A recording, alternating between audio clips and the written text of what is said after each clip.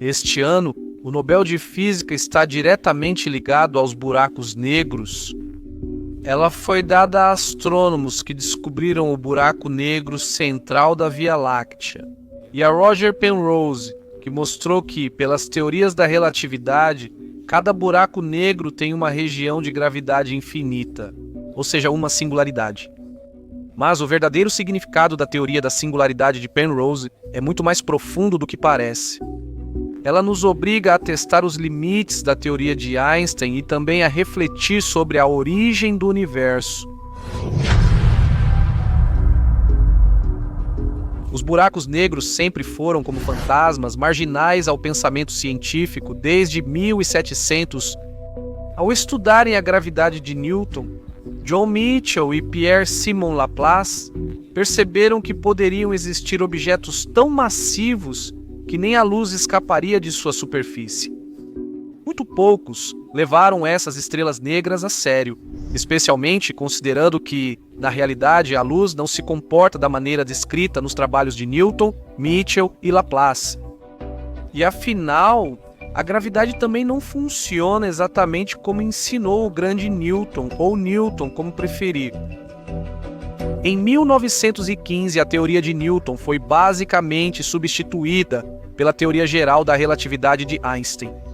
E isso não foi o fim da história dos buracos negros ou estrelas negras, como eram chamados, foi apenas o ponto de partida para o estudo deles. Carl Schwarzschild resolveu a equação da teoria geral da relatividade pouco depois de Einstein publicá-la, e mostrou que uma esfera de matéria densa seria envolvida por uma superfície onde o tempo pararia. Abaixo desse horizonte de eventos, matéria, luz e espaço caem para o ponto central. Nesse chamado ponto de singularidade, o campo gravitacional se torna infinito. Físicos questionam as infinitudes, que muitas vezes são erros teóricos, não fatos objetivos. Einstein duvidava que buracos negros existissem no universo real. E, se existissem, não teriam singularidades. Em 1939, Robert Oppenheimer e Hartland Snyder mostraram que uma esfera de poeira pode colapsar em um buraco negro de Schwarzschild com singularidades. Faz sentido, pois se todas as partículas caem umas sobre as outras, os cálculos mostram que se encontram no centro. Mas isso não convenceu ninguém. De fato, onde encontrar no universo algo esférico e tão perfeitamente liso assim? Foi decidido que objetos comuns nunca poderiam colapsar em um ponto perfeito. Qualquer pequena imperfeição na simetria esférica faria com que as partículas não caíssem umas sobre as outras e não fossem puxadas para o centro. Agora chegamos ao ano de 1960. Roy Kerr acabara de descobrir como descrever um buraco negro em rotação na teoria de Einstein. O ponto central de gravidade infinita estava em um anel, mas continuava sendo uma singularidade. A solução de Kerr continuava muito simétrica, então as dúvidas sobre sua existência real persistiam. Isso levou o jovem físico de Cambridge, Roger Penrose, a provar que as singularidades dos buracos negros eram inevitáveis na teoria de Einstein. O estudo de Penrose sobre a singularidade é surpreendentemente breve, com apenas algumas páginas em uma revista. No entanto, dizem que a brevidade é a alma do talento. Alguns consideram esse trabalho de 1965 a primeira grande contribuição à teoria geral da relatividade em 50 anos. Albert Einstein. O que Penrose descobriu, como ele conseguiu abranger matematicamente a essência de um buraco negro e, finalmente, por que ele mereceu o prêmio Nobel. Roger Penrose provou que, de acordo com a teoria de Einstein, com algumas suposições, os buracos negros devem conter singularidades. E ele fez isso demonstrando uma malha do espaço-tempo que literalmente chega ao seu fim dentro de um buraco negro. Na relatividade geral, usamos curvas geodésicas para definir coordenadas espaciais. O trajeto da luz em direção ao buraco negro é chamado de geodésica nula, servindo como padrão para o espaço-tempo. As linhas nulas são traçadas através ou pelo campo gravitacional, gradualmente convergindo para um único ponto. Isso é chamado de lente gravitacional. Campos gravitacionais criados por matéria comum sempre produzem essa convergência. Seria necessária uma massa negativa ou uma pressão negativa para que os raios começassem a divergir.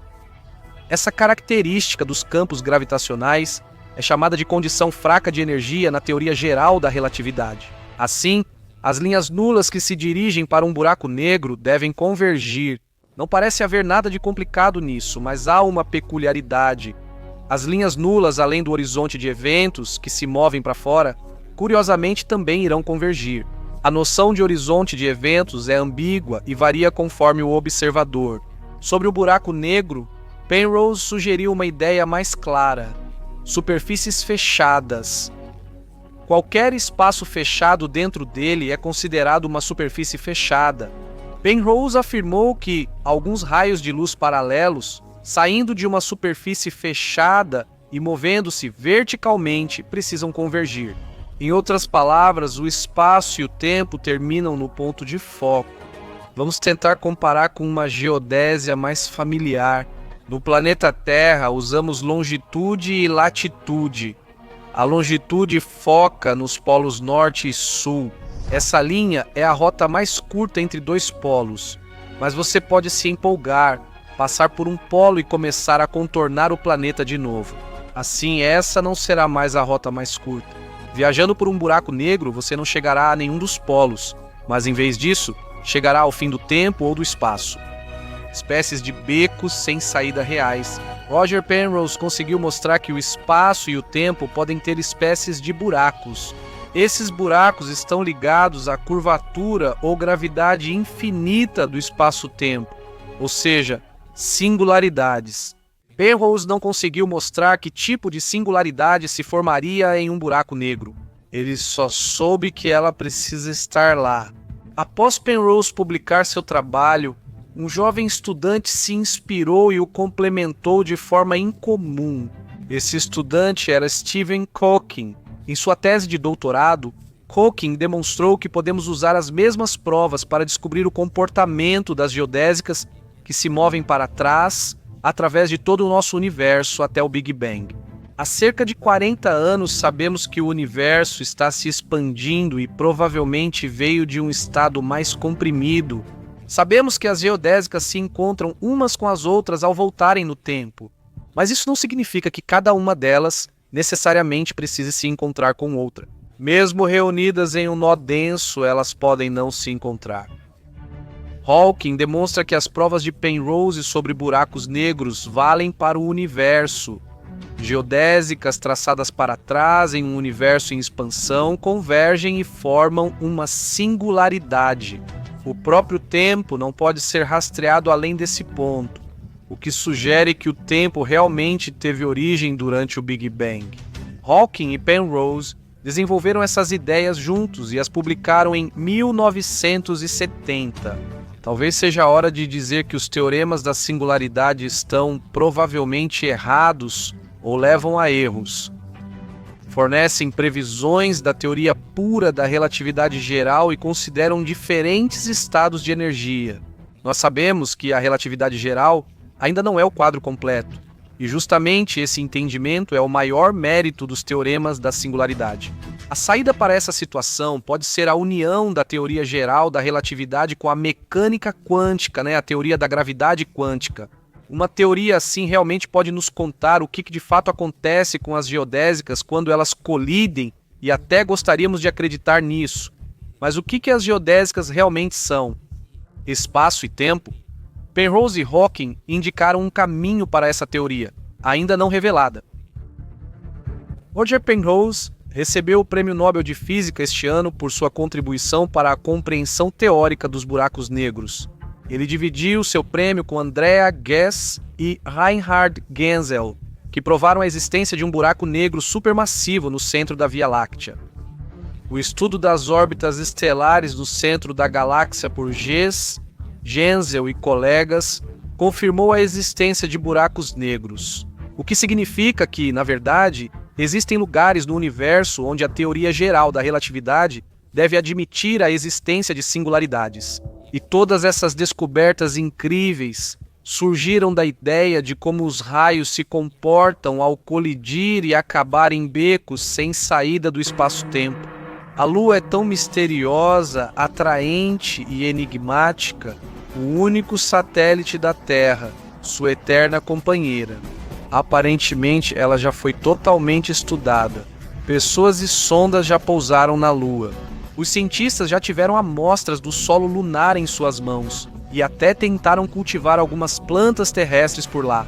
O lado escuro da Lua deixou de ser um mistério há muito tempo e já sabemos quase tudo sobre ele.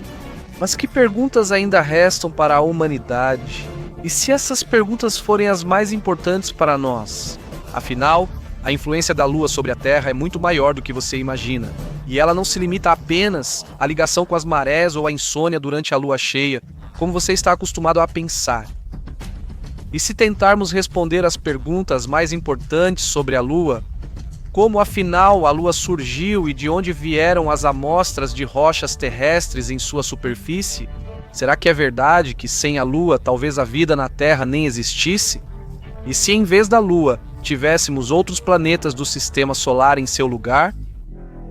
Apertem os cintos, estamos viajando no tempo para ver um planeta que ainda não conheceu a humanidade, testemunhar uma catástrofe de escala cósmica que talvez tenha dado origem à vida na Terra e nos presenteado com um satélite, e descobrir o quão importante foi a influência da Lua sobre a nossa Mãe Terra. Primeiro, vamos relembrar o que sabemos sobre a Lua. A Lua é um satélite grande em comparação ao planeta. Seu diâmetro é de 3.474 quilômetros, enquanto o da 12.742 quilômetros. Proporções assim são muito raras no Sistema Solar. A única outra lua realmente grande pertence a Plutão, que recentemente perdeu o status de planeta pleno e se tornou um planeta anão.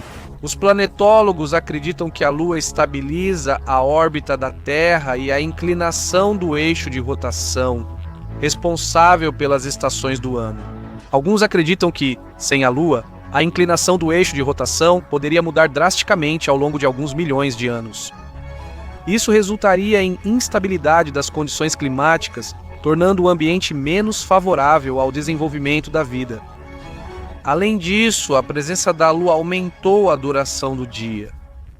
A Lua, por refletir luz, ilumina nossas noites e suas forças magnéticas regulam o nível das águas no mundo. A missão Apollo deu uma enorme contribuição para o estudo da Lua. Amostras do solo lunar puderam ser trazidas para a Terra, um verdadeiro tesouro para quem realmente queria saber mais sobre a origem do nosso satélite. Uma das descobertas mais surpreendentes feitas pelos cientistas nessa área foi o fato de que a composição desse solo lembrava de maneira impressionante a composição das camadas externas das rochas terrestres. Por exemplo, ao analisar a prevalência dos isótopos do oxigênio, vemos que sua composição é quase idêntica no solo lunar e terrestre. Mas se tentarmos comparar o solo terrestre com, digamos, o marciano, sua composição será radicalmente diferente. Outra descoberta importante foi que as rochas lunares são muito mais secas do que as terrestres. Dava a impressão de que as rochas lunares foram expostas a temperaturas extremamente altas e perderam elementos que se evaporam facilmente. O que isso pode significar? Será que a Lua já foi parte da Terra? Além disso, isso sugere que o processo de formação da Lua está relacionado a algum evento extremamente destrutivo, ou seja, a colisão da nossa Terra com algum corpo celeste massivo. Será que isso é verdade? A Lua realmente surgiu assim? Sobre como a Terra ganhou sua fiel e pálida companheira, existem várias teorias, mas a mais provável recebeu o nome de modelo de formação da Lua por impacto. De acordo com essa hipótese, há vários bilhões de anos, um objeto do tamanho de Marte colidiu com o nosso planeta. Como o impacto foi de raspão, A Terra teria explodido se fosse direto. Esse objeto ou retornou ao espaço após colidir com a Terra, ou se fundiu e afundou em seu interior. Fragmentos de rocha e magma que a Terra lançou como resultado do impacto acabaram entrando em órbita ao redor do planeta. E lá, durante milhões de anos, eles se juntaram em um único objeto que, graças à rotação, adquiriu uma forma esférica.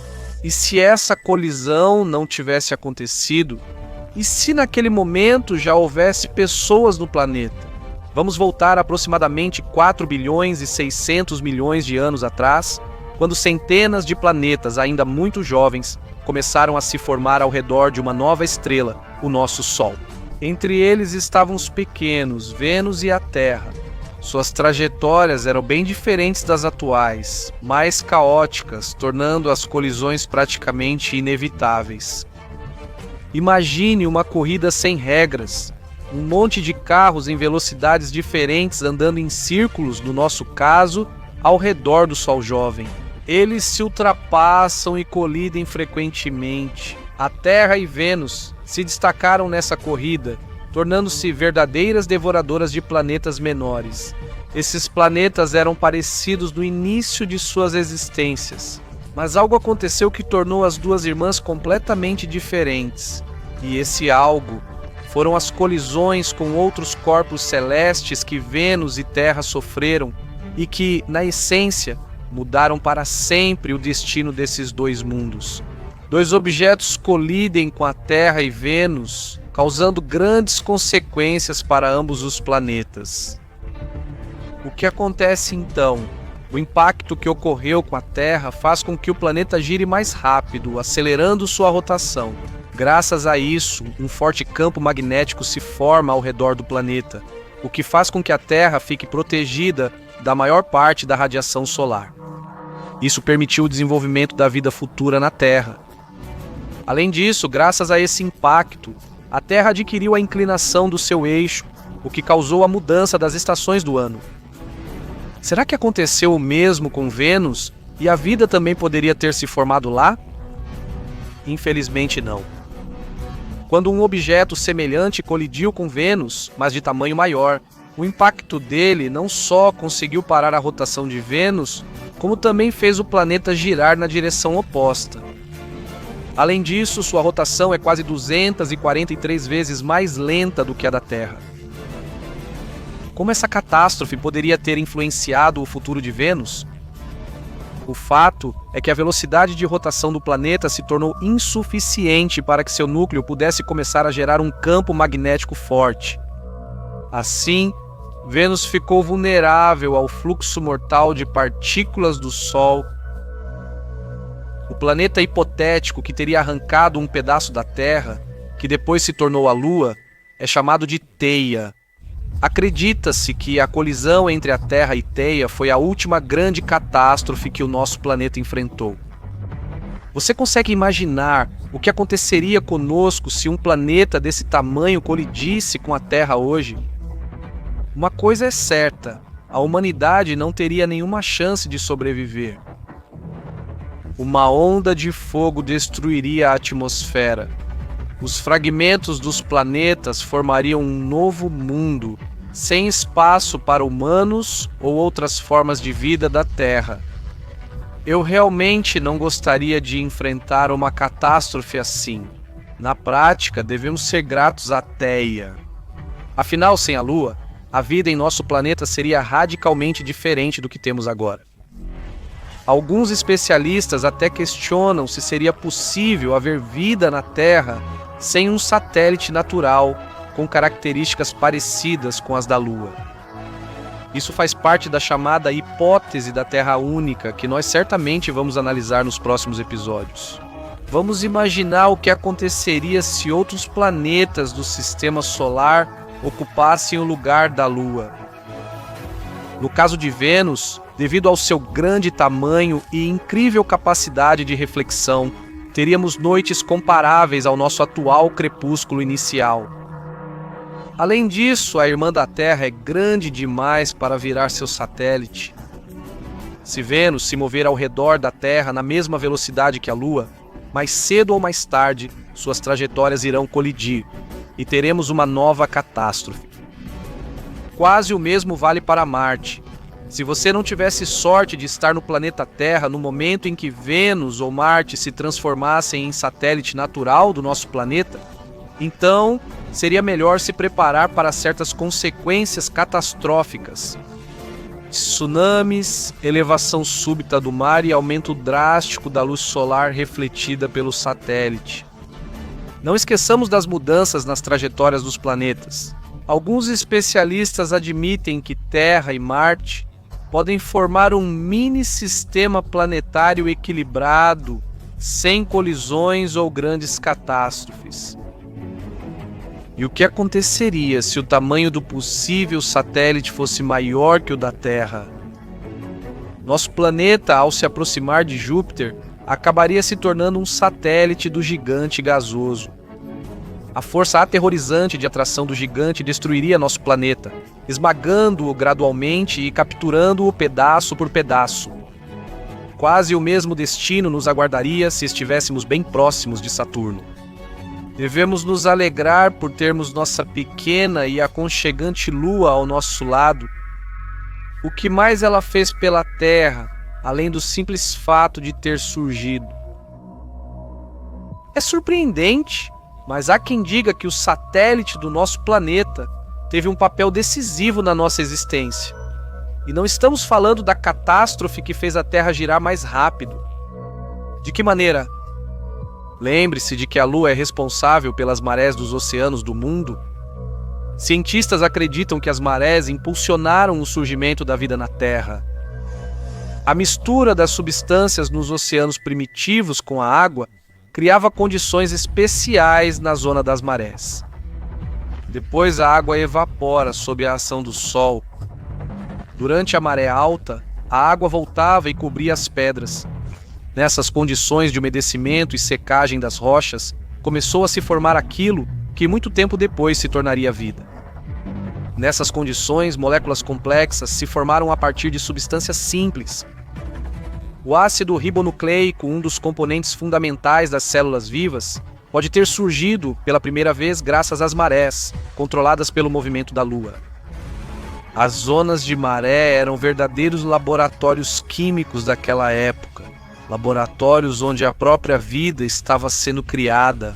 Pode soar bobo para o homem moderno, mas ao conhecer tantos fatos marcantes sobre nossa vizinha cósmica, não surpreende que a Lua tenha sido divinizada e celebrada pela cultura mundial ao longo dos séculos. Mas mesmo agora podemos olhar para o disco lunar ou para a Lua com gratidão e curiosidade. Quem sabe quantos milagres estão ocultos nesse misterioso corpo celeste tão próximo e distante ao mesmo tempo? É verdade que ninguém conseguiu medir a velocidade da luz? Você vai dizer que a velocidade da luz já é conhecida. 299.792.458 metros por segundo. A gente aprende isso ainda no ensino médio.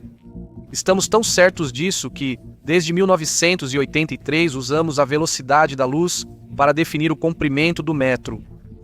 Na verdade, é apenas a distância que a luz percorre no vácuo em um segundo. Essa definição é comprovada por uma fórmula. Acontece que 299.792.458 é realmente o valor numérico da velocidade da luz, sem nenhuma imprecisão ou fração. Então, sobre o que é o nosso vídeo, vamos tentar provar para você que a luz pode nem sequer se mover nessa velocidade. Essa afirmação estranha tem o direito de existir porque, na verdade, ninguém conseguiu medir essa velocidade. Vamos imaginar que precisamos medir a velocidade de algum objeto, por exemplo, uma bola. Vamos supor que a disparamos de um certo canhão. Para saber a velocidade da bola, precisamos conhecer dois parâmetros: a distância entre dois pontos pelos quais a bola vai passar e o tempo que a bola vai gastar para percorrê-la. Pegamos a distância, dividimos pelo tempo e achamos a velocidade da bola. É possível medir a velocidade da luz de uma maneira tão simples? Imagine que você tem um dispositivo capaz de emitir um feixe através de um vácuo perfeito por uma distância de 1 quilômetro. Você começa o cronômetro ao disparar o feixe e o para quando ele alcança 1 quilômetro. Tem um problema. Como você saberia que o feixe atingiu o limite? Certo, parece que precisamos de 2 cronômetros. Um no início do caminho do feixe e outro no final, que possa parar automaticamente quando detectar o feixe. De novo um problema.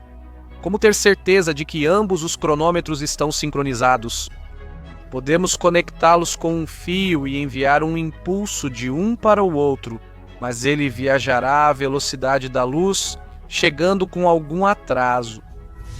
Vamos tentar mais um jeito.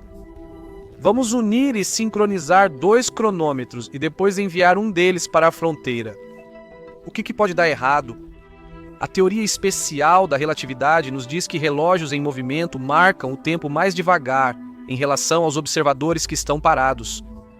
No momento em que o relógio atingir a marca de 1 quilômetro, ele já não estará mais sincronizado com o dispositivo que ficou para trás. A solução é esquecer o segundo cronômetro. Deixe-o vagar pelo vácuo. Vamos posicionar um espelho a 1 quilômetro do primeiro cronômetro para refletir o feixe. Assim, o primeiro cronômetro detecta o feixe de volta e para. Na verdade, ele medirá 2 quilômetros, não 1. Essa descrição se assemelha às primeiras tentativas de medir a velocidade da luz experimentalmente. O físico francês Hipólito Fizeau, em 1849, projetou um feixe de luz em direção a um espelho localizado a 8 quilômetros de distância, através de uma engrenagem girando rapidamente. Ao aumentar a velocidade de rotação da engrenagem, ele conseguiu fazer com que os raios voltassem, passando pelos pares de dentes da engrenagem. Descobriu-se que a velocidade da luz era de 313 mil quilômetros por segundo.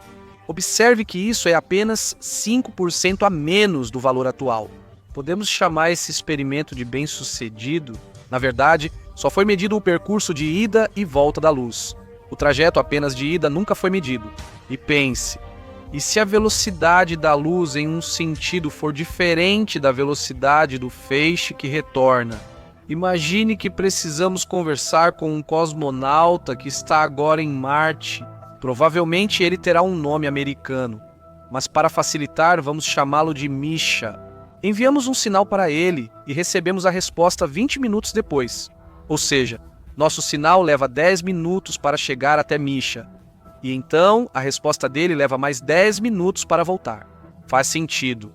Mas o que você pensa sobre a hipótese de nosso sinal levar 20 minutos para chegar ao Mikhail, enquanto a resposta dele chega instantaneamente? Besteira, besteira. Do ponto de vista científico, ambas as versões têm direito de existir.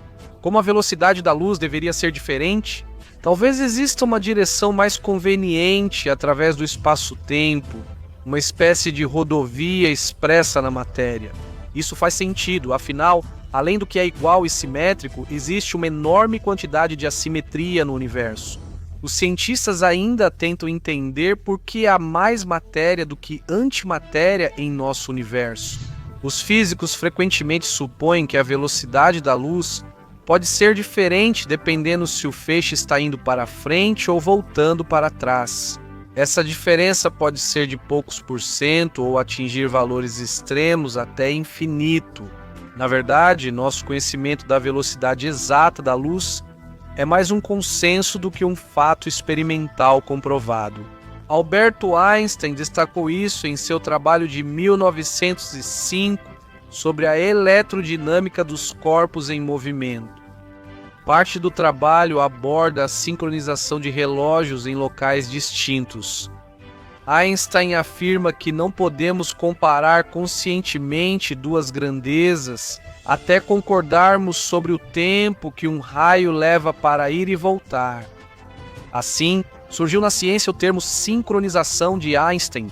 Basicamente, é um acordo para sincronizar relógios localizados em diferentes pontos. Por 100 anos, cientistas tentaram medir a velocidade da luz sem usar espelhos ou reflexos. Será que durante todo esse tempo as pessoas não encontraram uma maneira de finalmente fazer isso? Podemos usar uma câmera de alta velocidade capaz de registrar 1 trilhão de quadros por segundo? Assim veremos como a luz percorre um recipiente oco. O problema é que no caso da câmera você não vê a própria luz, você vê o reflexo dela na lente. Isso não é o caminho da luz em uma direção, mas sim de ida e volta. Vamos retomar o experimento dos 2 cronômetros, enviando um ao vácuo e depois trazendo-o de volta. Então, e se colocarmos entre esses 2 cronômetros um dispositivo de sincronização, conectá-lo aos cronômetros com um fio e enviar 2 impulsos simultâneos para eles? Se a luz tiver a mesma velocidade nos 2 sentidos, os relógios se sincronizam. Se for diferente, um relógio adianta em relação ao outro. Acontece que, a partir dessa diferença, é possível extrair aquele valor mágico da velocidade da luz. Mas mesmo assim, isso ainda não será considerado a velocidade da luz. Por esse motivo, a sincronização dos relógios dessa forma não vai funcionar. Todo o sistema é baseado na suposição de que a velocidade da luz é igual em todas as direções. E se tentarmos colocar 2 cronômetros sincronizados no meio do trajeto e começar a movê-los em direções opostas, isso só funciona se a velocidade da luz for igual nas 2 direções. Temos aqui um dilema. Precisamos de relógios sincronizados para calcular a velocidade da luz em uma direção, mas precisamos saber a velocidade da luz em uma direção para sincronizar os relógios. Se nunca conseguirmos calcular a velocidade da luz em uma direção, então por que falar sobre isso? Cientistas citam a navalha de Ockham como exemplo. Esse é um princípio metodológico que diz que não devemos multiplicar entidades sem necessidade. Ou seja, resumindo, é muito mais simples e conveniente aceitar como fato que a luz se move à mesma velocidade em todas as direções. E o mais paradoxal é que, com isso, a ciência se sente muito melhor do que antes. Se deixássemos essa questão em aberto e não pudéssemos definir exatamente a velocidade da luz. No entanto, nos parece muito importante chamar a verdade de verdade. A velocidade da luz é um acordo e não um fato empiricamente comprovado. Além disso, quantas perguntas essa percepção pode gerar? Quando será o agora em Marte? Será que os eventos que acontecem ao mesmo tempo em locais diferentes realmente ocorrem simultaneamente? Podemos concordar que essas são apenas perguntas retóricas. Sim, ainda não há resposta definitiva para essas perguntas. Mas e se, com o tempo, a ciência moderna chegar a compreender esses processos universais? Será que espaço, tempo, teoria da relatividade e mecânica quântica estão realmente ligados? Eles estão em contradição. Imagine que, em breve, saberemos esses fatos por métodos científicos e vamos nos surpreender por não termos percebido antes, pois era tão óbvio. Com esses pensamentos, vamos deixá-los. Esperamos que tenham gostado do vídeo e deixem um like. Na velocidade da luz, embora, como descobrimos, esse valor não seja exatamente preciso. Até breve em um novo vídeo interessante, que vai levantar mais um véu que nos separa da compreensão das leis do universo. Legenda criada por